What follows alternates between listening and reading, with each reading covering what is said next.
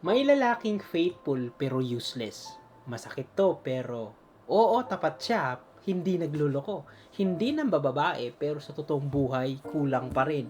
Walang ambag sa bahay, walang plano, walang direksyon, walang kusa. At habang faithful siya, may partner naman siyang pagod na pagod. Kasi ang pagiging tapat po, minimum requirements yan sa relasyon.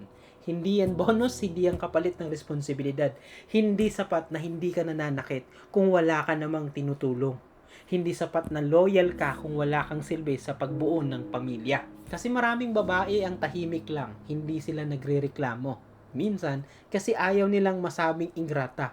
Pero sa loob nila, mas mabuti pang may kaunting lambing kaysa may tapat pero walang ambag. Hindi nila hinahanap ang perpektong lalaki ha, hinahanap lang nila yung may katuwang. Kasi ang tunay na lalaki po, hindi lang faithful, dapat functional. Ulitin ko, hindi lang faithful, functional. Marunong tumayo kapag may problema. Marunong kumilos kahit walang utos. Marunong magdala ng bigat, hindi lang ng pangako. So tandaan, minsan ang katapatan na walang silbi, hindi pagmamahal. Pabigat yan. Kung tapat ka pero wala kang ambag, oras na para magtanong sa sarili mo. Hindi ka inaasahan maging perpekto ha. Inaasahan kang maging responsable. Kasi sa relasyon, hindi sapat ang faithful. Kailangan ka pakipakinabang ka rin.